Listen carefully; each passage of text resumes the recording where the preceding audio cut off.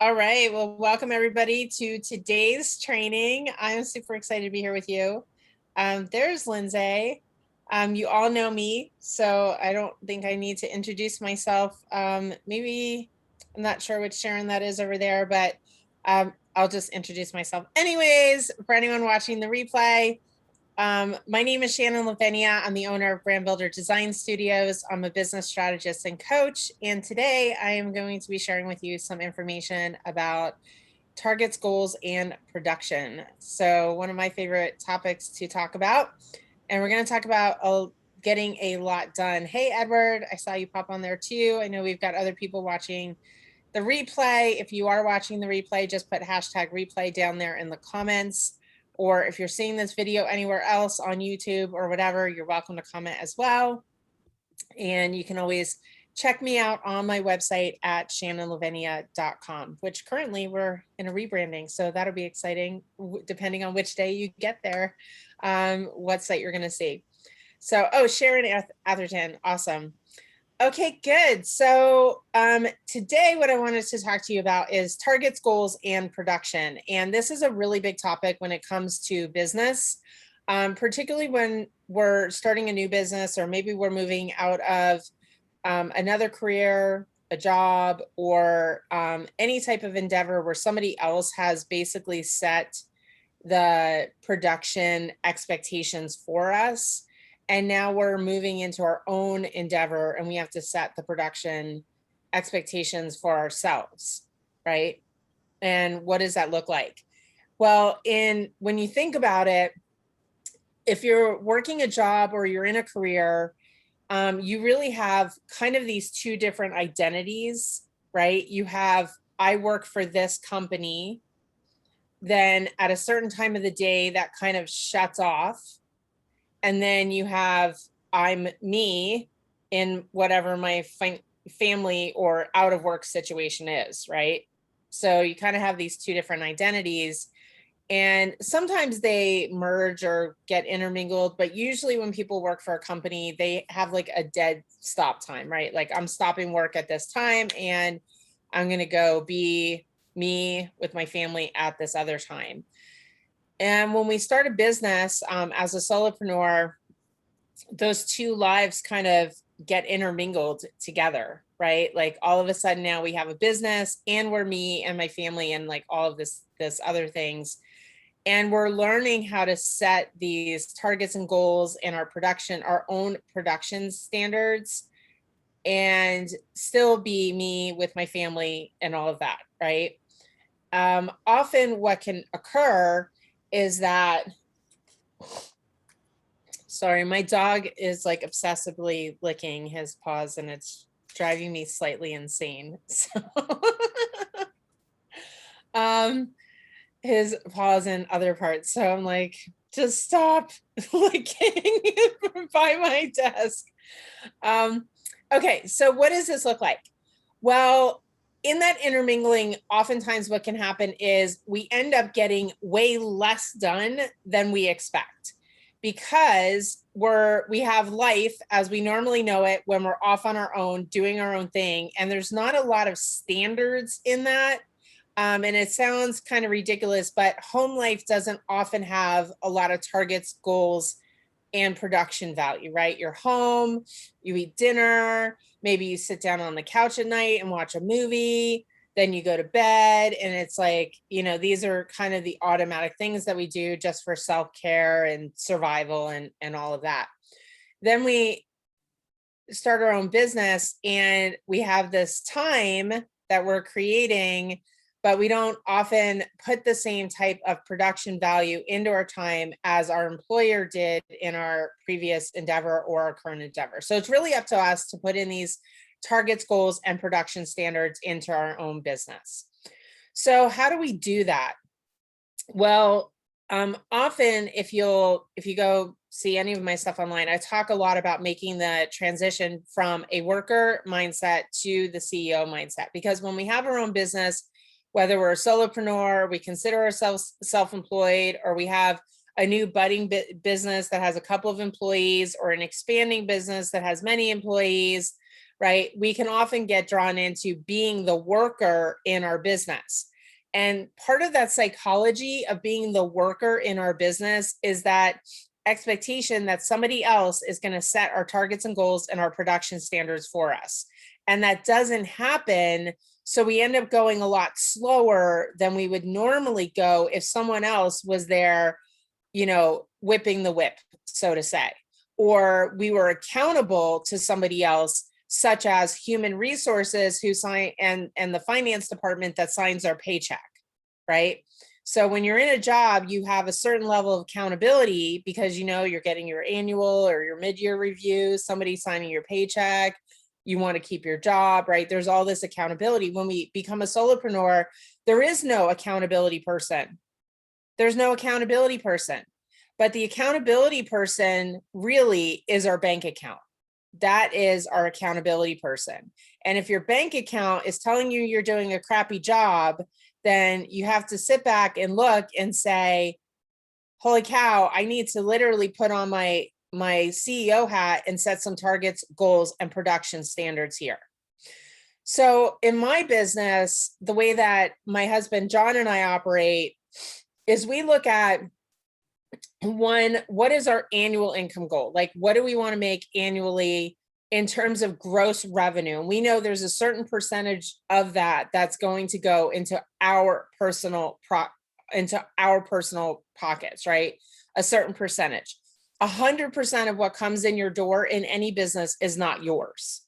It just is not yours to keep. There's a lot of people with their hand out, right? There's all the subscriptions that you have, which we call operations costs, right? So there's operations expenses that you're going to have. There's taxes. There's things that you have to do to legally structure your company, like your licenses. There's all your insurances, right? So there's a lot of people that are going to have their hand out. So 100% of the money that you bring in the door is not going into your personal bank account. So you also want to consider, how much money do you personally want to make on a yearly basis? And based on what you draw from your company, what is it actually going to take in revenue for you to accomplish that? So we look at what are our targets and what are our goals. One of the big goals that drives John and I is that by age, when I'm 55 and he's 59, we want to have the annual income that we desire to make on a yearly basis covered by our recurring income streams and our investments. So that's our big picture goal, right? Our big picture goal that we have is by age 55 for me, age 59 for John, all of our income is generated by recurring revenue streams or investments. So what does that mean? That means that we no longer have to get up in the morning and think we have to work, right? Then at that point, we're literally just doing work for fulfillment. And that is the epitome ultimate goal. So we look at that goal, then we back up from there. What is it going to take on a yearly basis for us to be able to do that? And our number is pretty big, right? Our number is pretty big in terms of what we have to accomplish, what we have to invest, what income streams we have to make, what targets we have to hit, and what goals we have to hit. But we're never going to hit those targets and goals if they're not written down and we don't have an actual plan to hit them. And then we hold ourselves responsible to our own production standard to meet the daily needs of what it's going to take to hit those targets and their goals. This, my friends, is the excitement of living this. Honestly, it is like what you get up in the morning for, and you're like, okay, great. This is what we're going to do today. This is where it's going to get us. This is the motion it's going to create for us to hit this 6-month goal. This is the motion it's going to create for us to hit this 1-year goal. And this is what the motion it's going to create for us to hit this 5-year goal. In our society, typically what people do is they'll say, and this is an interesting thing. Like, we met with one of our financial planners and we were going over this whole plan we have. And he was like, well, what are you willing to invest on a monthly basis? Like all of that. And when we told him, he was like, okay, great. You can hit that goal. He was like, some people would say, they have this goal and, maybe they want to have $6 million set away by the time they're, 55 or whatever. And they're starting at 50 and they only want to put $1,000 a month away towards that goal, right? Like that, it doesn't add up. That's like a pie in the sky type of scenario. So what we want to do is look at, and some people will say, well, I want to retire when I'm 55, and they never put a plan in action. They never put any type of targets in place. They never put any type of goals in place. It's just this want that's out there with no actual action to back it up, right? So we have to have action to back it up.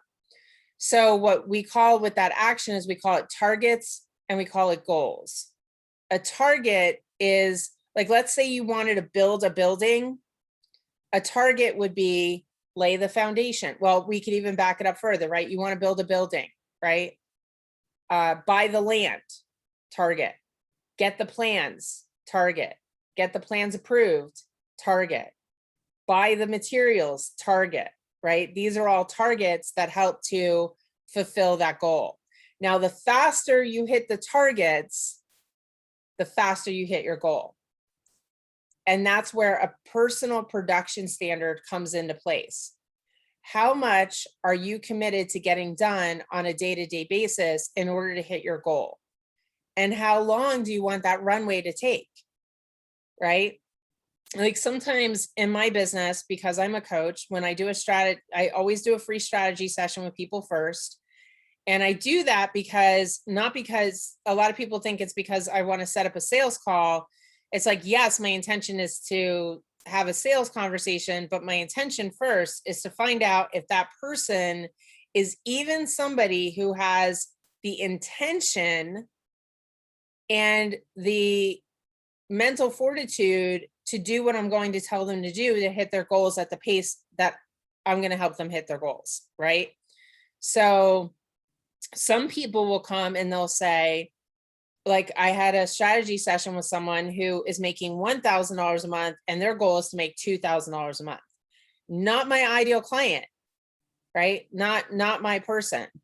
And to them, like 10,000 or 20,000 or $100,000 a month is like way out of their reality, right? Way out of their reality. So nothing I communicate to them is even gonna like connect. So not my ideal client, right? So what I look for on a day-to-day basis is how fast am I willing to produce the targets that are on my plan to reach these goals and take the time out of things. Now, how do we take the time out of things? Because you might be like, holy crap, Shannon, like there's only 24 hours in a day. I can't possibly do anymore. I'm here to tell you, I could guarantee that if I came to your house and I sat down next to you and I followed you around like Ego's dog and I watched everything you did in a day, I would find hours of wasted time. Hours.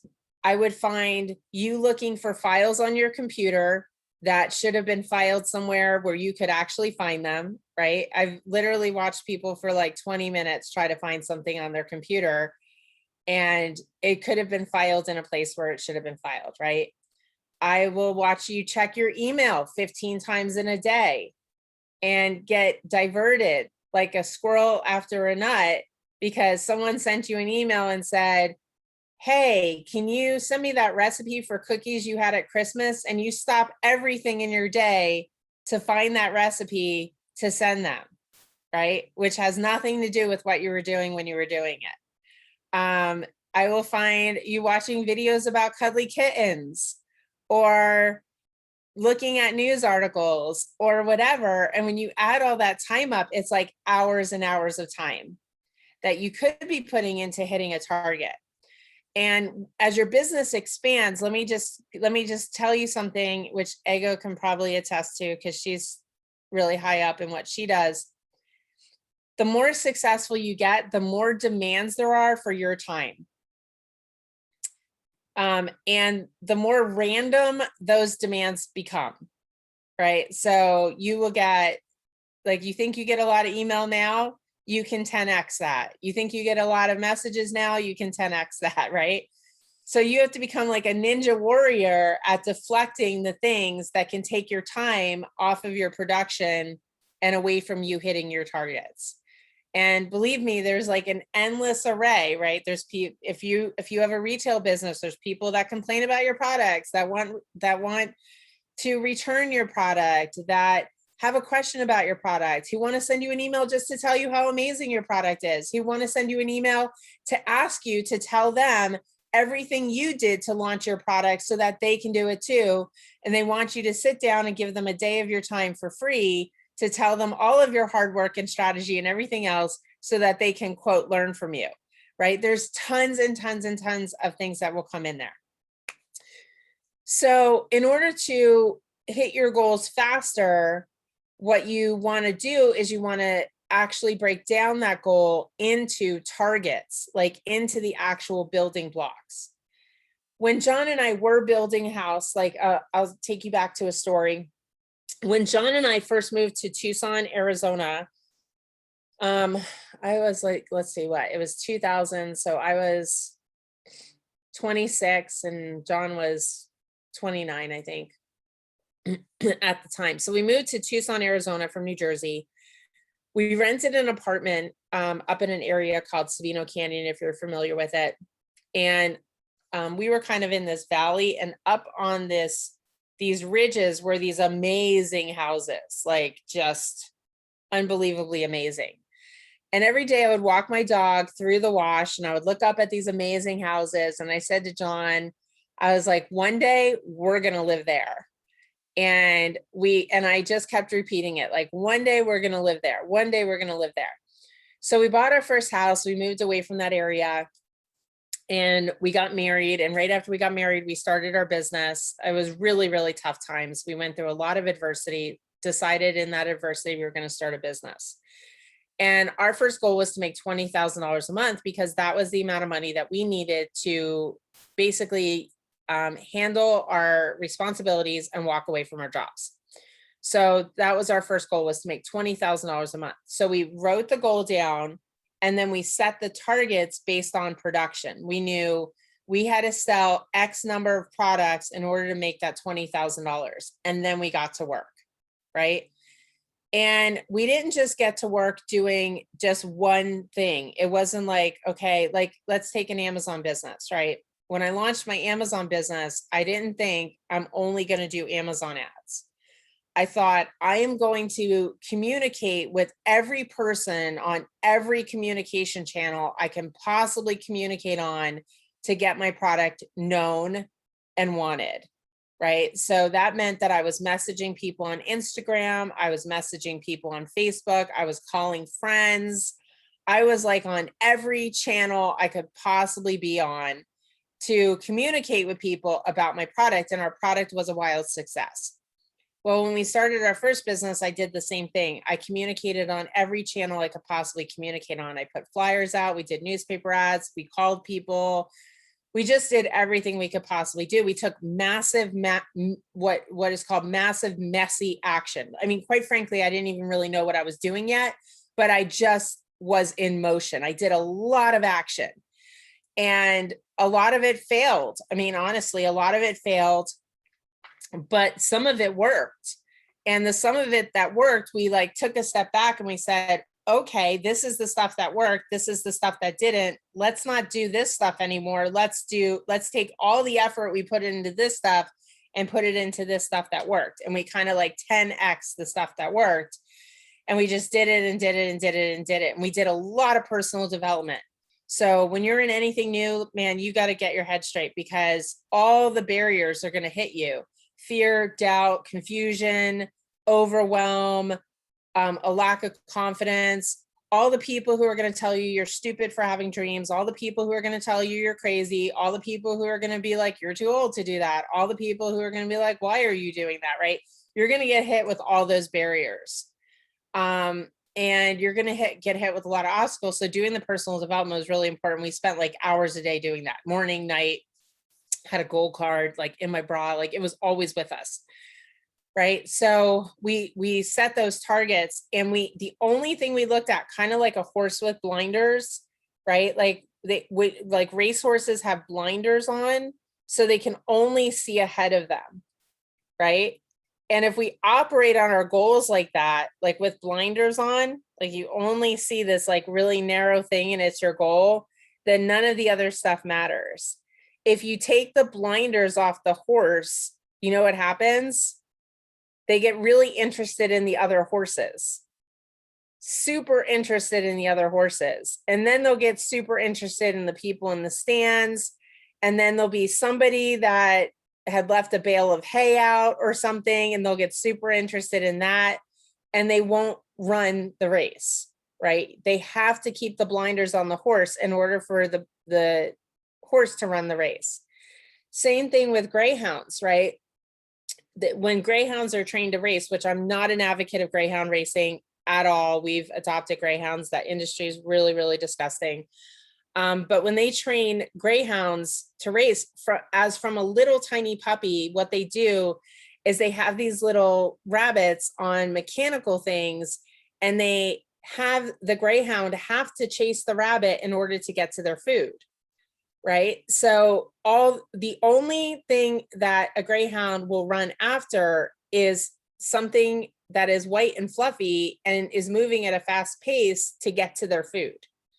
Right? So they are super focused. That's it. I got to get the rabbit to get my food. Got to get the rabbit to get my food. As humans, if we did the same exact thing, if we just took that same philosophy and thought, got to get the rabbit to get my food, right? Or got to get this product sold to get my food, or got to get this, puzzle in a store in order to get my food, right? Then that when we operate that way, that's when the beauty of it all comes. Where I've really learned this lesson is when I don't have my targets clearly written out. What happens in my world is someone will call me up and say, Shannon, I have this amazing opportunity for you. It's like something that's completely off in left field. It sounds really exciting. And all of a sudden I'm like, yeah, let's do it. And then I'm off doing it. And I'm like, what the hell did I just do? Right. And everything suffers. And now, like, I have something in my team where my team will be like, yeah, red herring. Exactly. My team will be like, what are you doing? We don't do that. Right. And we get laser focused back on what our specialty is and our targets and our goals. And in my business, I make sure I know what my team members' targets and goals are. Right. So that we're all working together. I hit my goals, they hit their goals. And we make sure that it's fulfilling for all of us. If they don't have a goal, like when I'm interviewing someone and I'm like, what is your goal? Like, what are you doing this for? If they don't have one, end of interview, we're done. Right? Because I'm not there to give them a goal. I'm not there to create motivation for them. I'm not there to create excitement for them. I'm not there to fulfill their desire to have a job. Like, all of that is meaningless to me. All I'm there for is to empower them in hitting their goals. And if they don't have a goal, then their service is literally worthless to my business, right? Because they're just looking to get a job. Like, and what is just looking to get a job means I'm just looking to get a paycheck. And that's the lowest level of survival. Right. So I want someone that has some game in life, right? Some excitement in life. Like, they're going places, they know what they want. So the three things that I can tell you is that, one, you have to be very clear on what your goal is, and you have to be completely unwilling to walk away from that goal. Completely unwilling. Like, you would lay down on the railroad tracks rather than give up on that goal. Right? Completely unwilling. I'm completely unwilling to give up on the goal of 55 and I'm done. Right? Completely unwilling. So that's 7 years, or not 7 years, 8 years. Right? My daughter will be 18. She'll be starting whatever is in her life if I'm lucky, she will, still be here. She might be off doing her own thing, younger. I mean, knowing my daughter, she'd probably want us to emancipate her when she's like 15. So, um, you know, but she'll be 18. And the world is my oyster, right? I love traveling. And at that point, I have a long list of places I want to go. I can spend the next 10 years traveling the world, casually working when I want to, having my companies generate income for me. Like, I'm unwilling to give up on that because I'm not going to trade 8 years of my life, which, by the way, I just fought to get, right? Going through breast cancer. I literally just fought the hardest fight of my life to get to this point. And I'm not willing to sacrifice 8 years of my life to then spend another 8 years of my life working, to then spend another 8 years of my life working, to then be retired, wondering how I'm going to get a loaf of bread, right? That's not my ideal scene. That is the ideal scene of, that is what occurs with most people in society, right? Because they're thinking about like today and not tomorrow or next month or next year or 5 years from now or 10 years from now, right? Like, what's going to be there for you? So one, set your goal and then break that goal down into targets. Each step of the process, each step of the way, what do you have to do in each step, right? And then you set your own production standard. What day and time are you going to hit that target? You have to calendar it out. You have to commit to a deadline. If you don't commit to a deadline, then there's going to be a lot of time in it, and it becomes one of those things that you should do, but you haven't done, and now you feel bad about it, and your whole targets and plans get shoved in a drawer and looked at 3 years from now. And then 3 years from now, you're like, man, I wish I had started this 3 years ago. Right? We've all had those experiences, and the real key is to like look at those experiences and just decide, I'm hitting this target by this deadline. I'm hitting this target by this deadline. I'm hitting this target by this deadline. And if you do that, your goal is going to occur much, much faster. Right? With my goal of having a certain number of assets, it's very black and white. Like, there's not a lot of mystery about how to do that. Right? I know how much I need to create in residual recurring income, right? I know what I need in terms of my business. I know how much I have to invest. I know what rate of return I have to get on those investments. And that's it. It's super black and white. Right? So, and there's not a lot of room. Like, I can't be like, oh, I can't put $10,000 in my investments this month. No, if it's the end of the month and I don't have that cash in hand, I need to like figure out how to get that cash in hand by the end of the month, because otherwise I'm missing a target that's vital to hitting my goal. Right? What I see some people do is like the 25th of a month rolls around, they're like, month's almost over. No time to get this done. Oh, well, guess I'll start next month. Right? That doesn't work, because that is a way of thinking that will occur over and over and over again. Because that way of thinking, that agreement that it can't be done because I don't have enough time or things like that, that agreement will occur the next month. It'll occur the next month. It'll occur the next month. And it probably, if we look back, it's occurred month after month after month after month, right? So, and I know this because I personally lived through it, right? I was a teacher. I made $26,000 a year, and I was like, that's all they're going to pay. Oh, well, guess I'll just have to, live in a little tiny apartment and, save up a couple years. I can't travel every year. Well, maybe I can travel every 5 years, things like that. And then one day I woke up because John was laid off, and I was sitting in the teacher's lounge, and I looked around at the teachers who had been doing it for 20 or 25 years, and they were all freaking miserable. They were the most miserable people I ever looked. Like, I just sat back and I looked at them and I was like, oh my gosh, that's me in 20 years if I don't get out of here. That is me in 20 years if I don't get out of here. And I was like, that's it. We need a plan. Like, there's no way that I'm going to be sitting in a teacher's lounge in 20 years talking about how happy I am to get my $2,000 a month pension and complaining about the kids again and again and again, 100 pounds overweight, eating M&Ms for lunch. Like, that was not my life. So I had to like take a very objective look at it and step back and say, okay, we need a different plan. And John and I, fortunately, as a couple, were agreed on we need a different plan. And we were like, okay, how do we do this? Let's do it. Right. And that's a very important thing. And especially when you have two people that agree on a plan, that really generates power. That really, really generates power. And it doesn't have to be like you and a spouse. It can be you and a coach, right? Some of my coaching clients, their spouses completely disagree with what they're doing, which is one of the reasons that they work with me, because they need an ally. They need someone who does agree with what they're doing, right? And that in itself generates power, and they're able to shut off that disagreement. So, that's not a very empowering situation, but it happens in real life, right? It definitely happens in real life. Okay, good. So that's what I wanted to share with you today.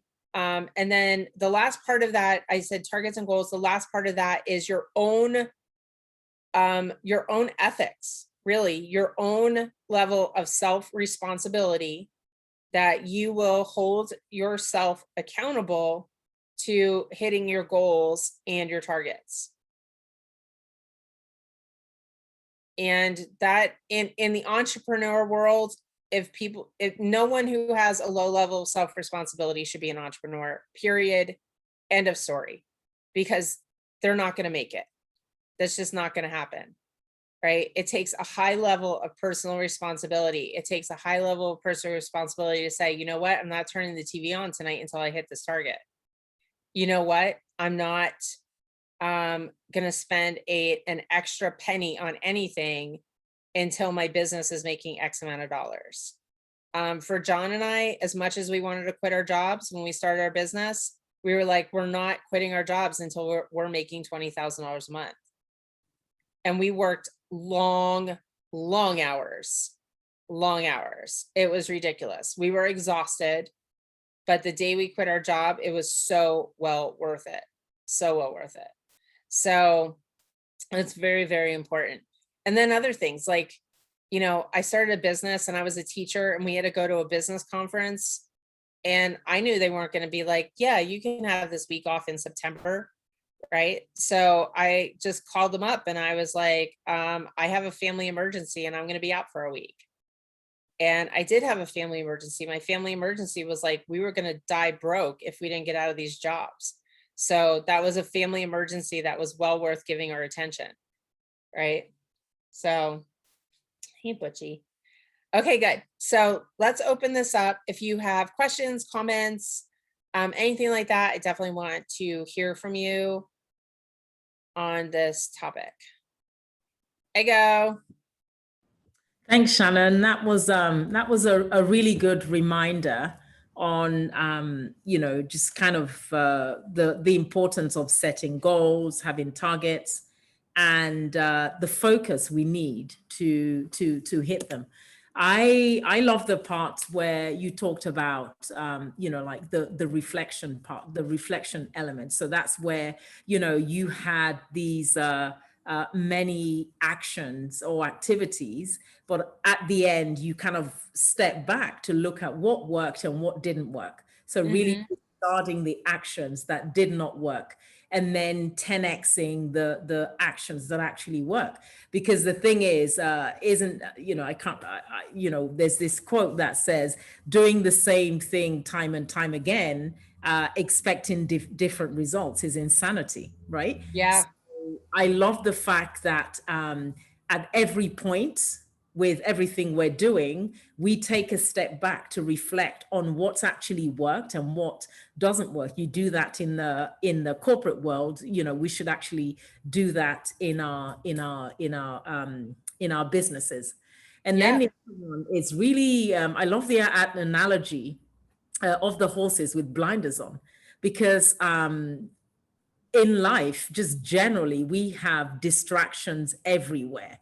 just sitting here talking. And if I'm not looking at the camera, I'm looking at something else ahead of me, which needs to be moved, So we have to get into the habit of just kind of zooming in on the target. And that's the only way we can actually hit it, right? So, I think that kind of weaves into your final point around self-responsibility. And what I would probably add to that, which is what I do for myself, is respect, self-respect, and Mm-hmm. responsibility, because especially around our time. So you talked about ways in which we waste time. And, I'm guilty of it sometimes, where somebody asks me a question and I kind of go off tangent and try and answer that question when I was working on something else. But if I take the self-respect and responsibility seriously, I would create and protect my time, Mm-hmm. right? Yeah. So, and that comes into our own ethics, right? And by doing that, by protecting our time, creating the boundaries and protecting our time, then we form the habit, which becomes, the habit or the lifestyle. And then others see that and know. So a good example, if somebody calls me during the day when I'm working or working on something, I don't respond. And then when I get back to ringing them later on, I say, I couldn't take your call because I was working. If they do Yeah. that 2 or 3 times and I tell them the same thing, then they know not to call me. So I'm actually, You're how, training them. I'm training Yeah. them how Mm-hmm. to treat me and how to respect my time.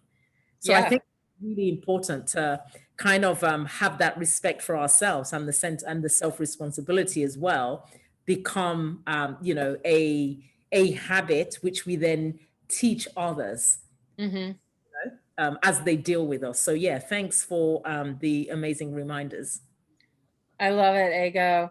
The other thing that you brought up for me, and Ali, I see your hand up as you were talking, is just the concept of self-esteem, Yeah. right? And what has us actually feel good about ourselves. And this concept of self-esteem has been so perverted over the centuries, right? Especially now with social media and stuff like that. Is it like how you look? Is it how you act or whatever? Self-esteem, like how we actually feel about ourselves, comes from doing things that we feel good about doing, right? Like human nature, humans are genuinely relatively good, right? We're all relatively good people. And when we do things that we feel good about, whether it's how we eat our diet or how we treat another or what we're producing as our product or doing a job that we feel fulfilled in or a business we feel fulfilled in, right? When we do things that we feel good about, we have good self-esteem. When we are not congruent with our own values and our own feelings about what we feel good about doing, then we end up with lower self-esteem. Now, the real magic in that concept is that we have the power to improve our self-esteem at any given moment, just by doing things that we feel good about, right? So if the person who constantly litters stops littering and starts picking up trash, immediately you will see their self-esteem improve. This is why one of the most amazing handlings for homelessness isn't giving them money or food or anything. It's helping them, it's stopping and actually helping them do something that they feel good about. And all of a sudden they feel valuable doing, right? Homeless people feel completely invaluable. They feel terrible, just emotionally. Their self-esteem is in the toilet. And giving them $1, while that might give them a piece of bread or something like that, if you stop and you actually give that person something to do of value, like if we stop and we say, hey, I noticed a lot of trash over here and I need some help picking it up. Would you mind helping me? And I'll give you, $5 at the end of it. I've never had a person say no to me, right? They're like, yeah, I'll help you, right? Or can you help me get direction? You know what I mean? So all of a sudden they feel good. So when we do things that we feel good about, it raises our own self-esteem. And as entrepreneurs, the things we feel good about are doing the things that move our targets and goals, right? We feel really good about that because we're like, we see some motion. When we avoid doing those things, we start to have self-doubt, lower self-esteem, lesser sense of worth, like all of that. So a lot of times people ask me with my daughter, right? Like my daughter's pretty extraordinary. And people ask me like, wow, you're such a great mom or whatever. And it's just that she does things she feels good about. And because of that, she has really high self-esteem. She has a good sense of reach for things that she can do in the world. She doesn't feel limited, right? And it isn't because like John and I don't just give her everything, and we don't like, we just tell her like, do things you feel good about. And if you don't feel good about something, tell us, right? Don't keep it inside. Don't sit there with it. If you don't feel good about something, tell us about it. We'll help you work it out, right? So that's also the value of coaching, right? Sometimes I know all of you guys have invested in courses and coaches and stuff like that, and that's why you have a bigger game plan. A lot of times people start a business and they don't invest in those things. They think that they're going to go do it out on their own, and that's where they don't have accountability, they don't have guidance, they don't have direction, right? The horse doesn't do the race himself. The horse is driven by a jockey. The jockey sets the speed and the pace at which the horse runs the race. So great horses and great jockeys together are the perfect combination for a winning horse, right? But it's not a winning horse with a crappy jockey. It's not going to win the race. Just isn't. So that's awesome. Hey, okay, Allie, come on out. Hi, Shannon. Thank you Hi. so much. Oh my goodness, this is such good timing for me.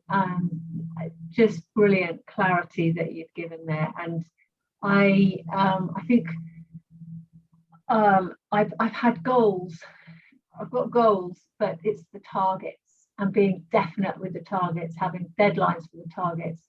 I've struggled being my own accountability for sure, and having no one there to push me really Yeah. and say, no, you've got to get this. And when you were saying about, well, I'll do it next month, I mean, I'm not saying that, but I will leave it to the next day, or or think, oh yeah, it can go on till next week. And no, it's human nature. It is human nature. We will all do it.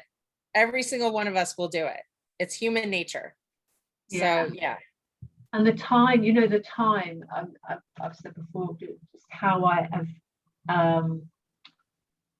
how I've identified those things that you were talking about, the emails, just taking, you have to check them. That's the problem.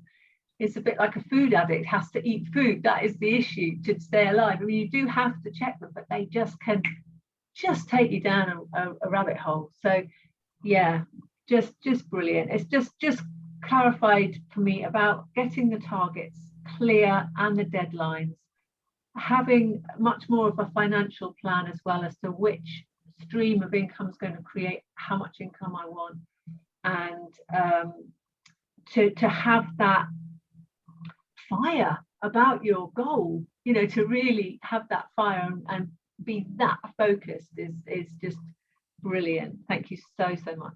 Great. You're welcome. I love it. I mean, think about it. I'm not going to have to do any work. Typically, my daughter's going to be 18 and we're just going to travel the world together as a family. Like, to me, that's the juiciest steak that I can bite, right? Like, my daughter's going to get to see the world. We're going to do it together as a family, and my businesses are going to fund it all, right? So that plan is worth any bit of sacrifice that I'm making now, which I'm not all that much about sacrifice. Like, I still have a lot of balance. We still do a lot as a family and everything now. But I mean, like, I'm not living in a mega mansion right now. I'm just funneling money into that plan, right? And some people will look and they'll be like, I thought you'd be driving a Mercedes or whatever. I'm like, I could care less. I'll drive a 15-year-old car. I mean, I got a nice new minivan or whatever, I'll drive a 15-year-old car if that's what it takes for me to have that. Right? Like, who cares? So that's where the distractions happen. In our society, we're in a right now, me gotta have, like keeping up with the Joneses, it's okay, let's go out and get drunk Friday night type of society. And then people wake up one day and they're like, they have nothing to show for it. All the things they wanted, they never put down on paper to plan. So we have a different ability to shift that. And quite frankly, it's human nature. Like, we will all do it that way. That's just how it is. It's very rare to have that one person who's like dynamically self-motivated and is just going to get out there and do it. Even the best of the best. I mean, I've known Grant Cardone for many, many years. He has advisors that push him.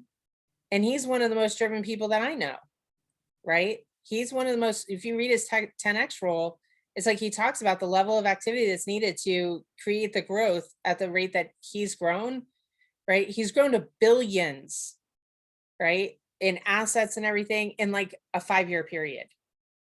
And he did it by pushing those targets, pushing them. So that's awesome. Stefan. Hey guys. Sorry, the air conditioner is kind of noisy in the background, but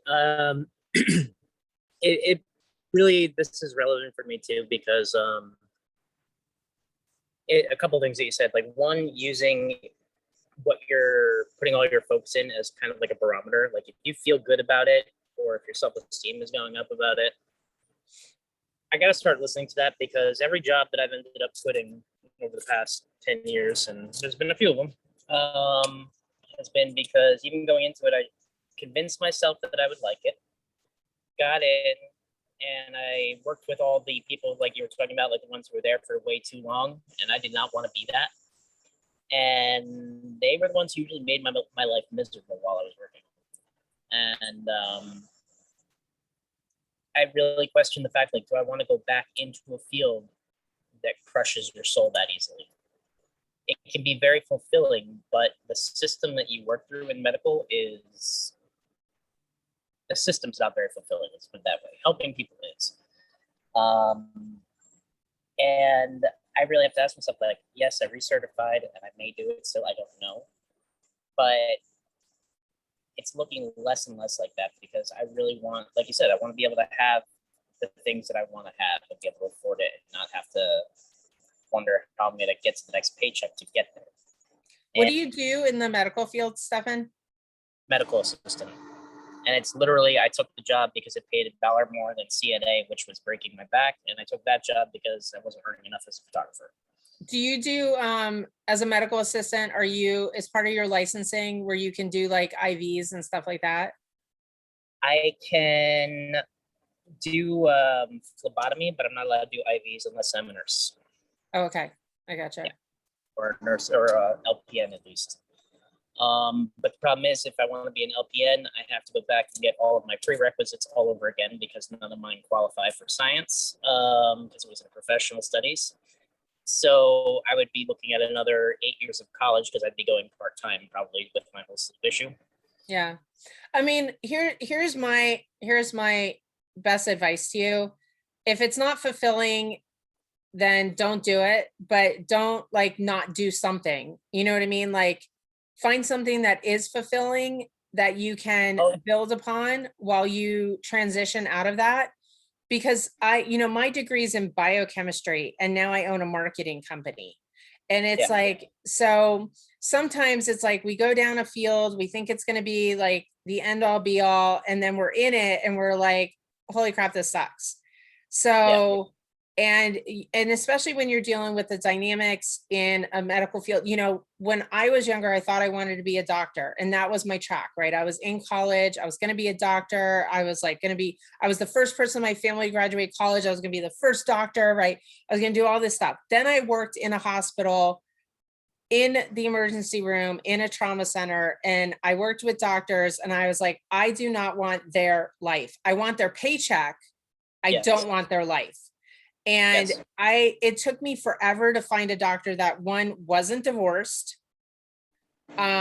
wasn't like, I mean, none of them were just what I would consider to be happy people. Like when I looked at them and I thought, I want to have a happy, productive life, successful life. I looked around and I was like, none of these guys are happy.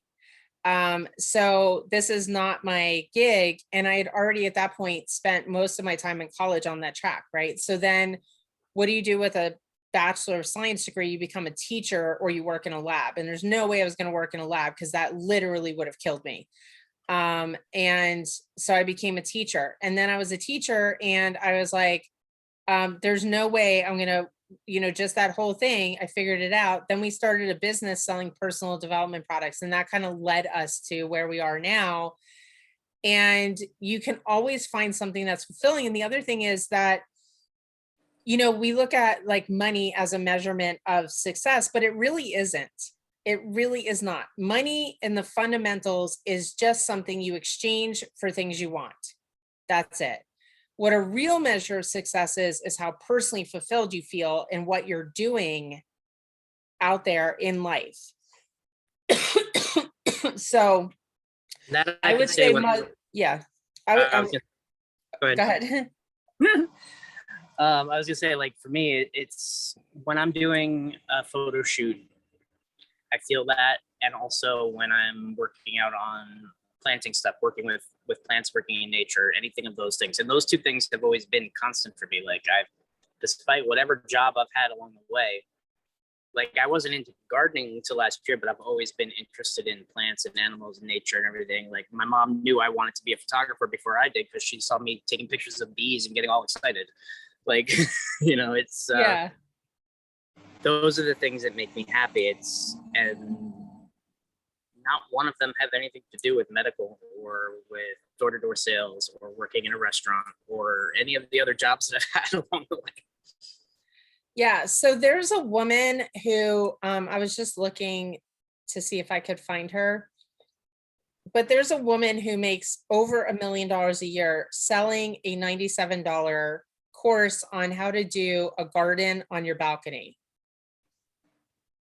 So there's like endless opportunities out there to pursue the things that you want to do. Right. And it's just really looking at what your goals. I mean, literally, she makes over $1 million a year on how to pot plants on your balcony and grow them. And when I looked at it, I was like, if I pot a plant, it dies a very sad, miserable death. So You mean like that? yeah, no, yeah, exactly. Right. Like you're potting plants on a balcony and stuff. Right. So I'm like, this course is great for me because I have a black thumb times 50. Right. Like I'm going to go up to the pearly gates and God's going to be like, what about those 1,000 plants you killed? Right. I mean, like, but I rescued a lot of dogs. So like, let's just call it even. Right. So there's endless opportunities for you to do what you want to do. So that's awesome, Stefan. Thanks for coming out here. Okay, Ego. Yeah, so just very quickly, to Ali's point, as you were speaking about the fact that you have to get to the emails, the way, you know, I mean, I mentioned earlier about protecting my time, and the way sometimes that I do that, if I know that I really have to deliver on something, I set an out of office message, like an autoresponder on my email account for a few hours, right? And I say, I will get, thanks for your email. I will get to you in X number of hours, right? So I set it, and then they know that I will get to them. And then I plan time in the day to actually then go look at my emails, and then I respond. So that way, I think it kind of removes the urgency, number one, and secondly, removes that feeling of, oh my God, they're waiting for a response. I should really get to them, right? I set the out of office or the autoresponder, and then after maybe like 4 hours or however long I've set to focus on this task, I then go switch it off and then look through emails and respond. So if I promise to get back to them in the day, I will. If I promise to get back to them within 24 hours, then yeah, I stretch it. So that's one way you could remove that self-inflicted guilt of not checking the emails. And, you know, if it's something that's really urgent, then you block time off for, you know, like 2 hours, set up your out of office, and then, yeah, just get to it later on, but at least they receive something.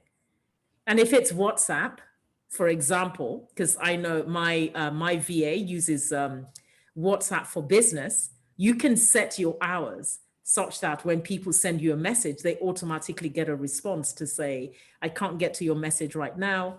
I will get back to you in X hours. So that's all I Yeah. wanted to say. That's super, super valuable advice. Allie, in case you want to know, I have 4,367 emails in my inbox right now. So,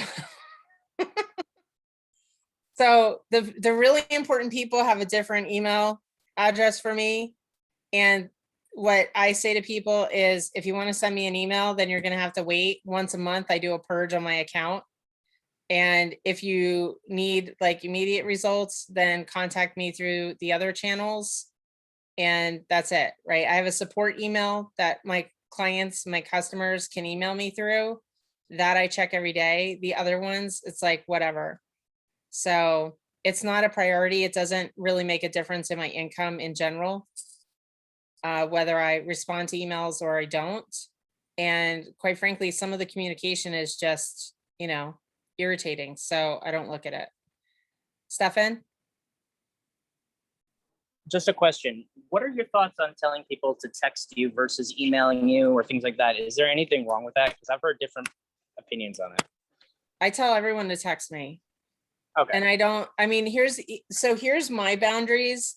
You will never be able to leave a voicemail for me because my mailbox is always full. I leave it full so that people can't leave me a voicemail because I'm not going to listen to their voicemail. So what happens is they'll call my phone number, the voicemail is full, and then they'll text me and say, your voicemail is full, so I'm texting you. Then I read it and I decide if I'm going to respond. But even then, I only read it at a certain time of day because typically my phone is like either off or not anywhere around my desk, because all of those messages and stuff can be very distracting. On phones right now, you can set it up so that you have a favorites list. And if anyone from those favorites calls, it actually rings through.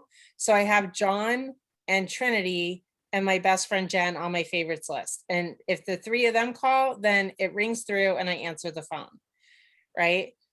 And for me and my business, I have a support team.